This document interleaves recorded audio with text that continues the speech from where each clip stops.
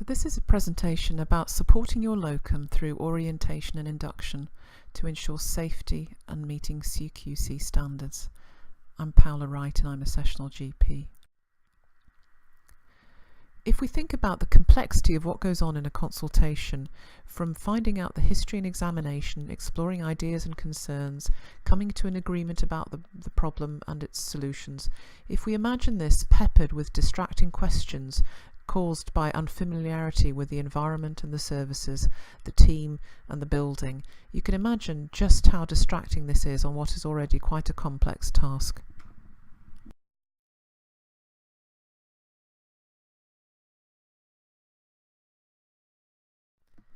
So why is induction important? Well, first of all, safety. Staff need to be aware of all policies and procedures and keep updated with them. Secondly, there's efficiency. Time wasted by staff and the locum looking for information, logins, supplies and correcting errors, handling complaints can all be avoided. Recruitment, a well-supported locum will come back to work for the practice. And finally, patients can have confidence that the quality of the service is consistent regardless of the GP they're seeing. So the CQC has some useful guidance on locum induction, and it points out that locum GPs who are unfamiliar with the practice may be especially prone to error caused by lack of access to information, and therefore practices have a responsibility to mitigate this risk by equipping all staff to work safely and effectively.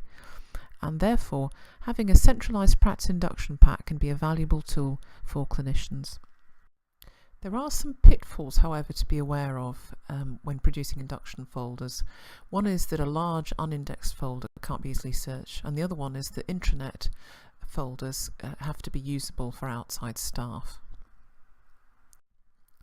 So what are the key features of a good induction pack? Well, it needs to be easy to search, accessible at the point of need, regularly updated, have frequently used or safety critical items and be comprehensive. And fortunately, the National Association of Sessional GPs has a free online tool called SPIP. So what are the key domains of a practice locum induction? Well, this can be thought about in 5 parts. First of all, IT logins. Then we need to consider the room and its contents and layout. After that, we're looking at the practice team and who's part of that, then the building, and finally the community and hospital team. So let's look at these in a little more detail. So let's look at the first domain, which is the IT domain. In order for the locum to work, they need to have their smart card registered for the practice and be able to access the clinical system. They may need a login to the testing system, to the intranet and to the digital dictation system. So let's look in detail at the remaining domains. We've covered the IT domain. The next one is the room. You want to make sure the room is fully stocked and tidy.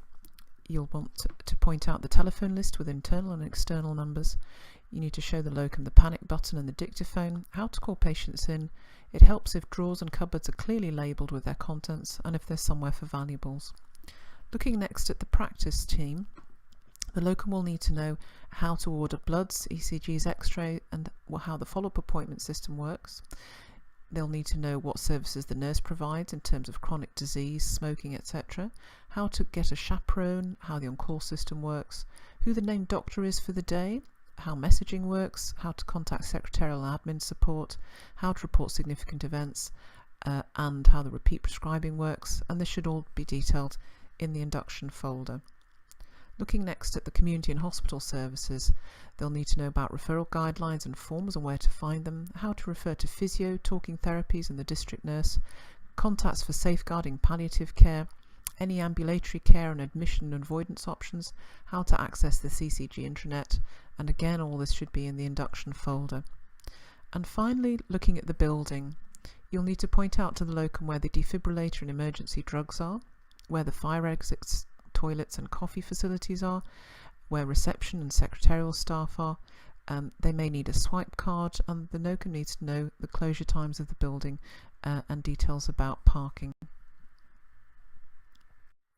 This picture illustrates some of the features that help the locum. First of all, it's tidy. There are clear surfaces. There's a telephone list up on the wall and the drawers are labelled with their contents. The next picture also shows some helpful features.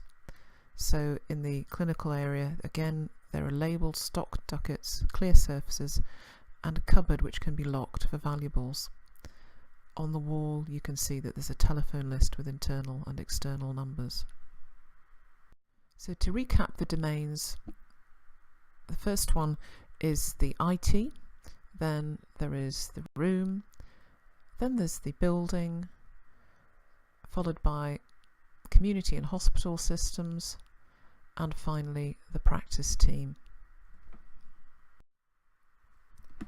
So how can we support the locum to deliver the best care? Well, let's look at this in 3 steps: at booking, on arrival, and on leaving.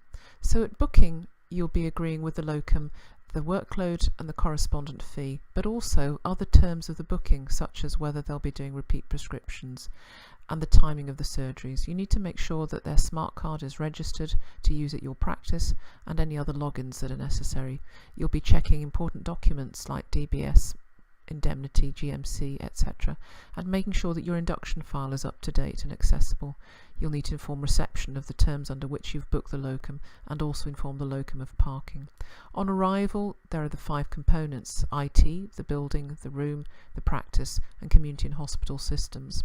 And then on leaving, you need to make sure that you've arranged to sign their superannuation Form A, that you have facilitated handovers and referrals, feedback to and from the practice, and confirming the final invoice and the date and method of payment.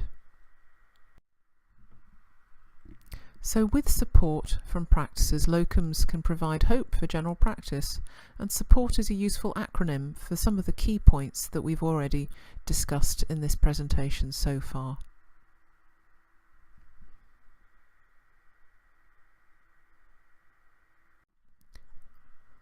So locum induction is key to safety, efficiency, recruitment and confidence. For more resources and information, have a look at the websites listed here. The National Association of Sessional GPs has developed a standardised practice induction portal, or SPIP. CQC also has some useful guidance, and then there is also a blog on the BMA website entitled "With Support from Practices, Locums Can Provide Hope."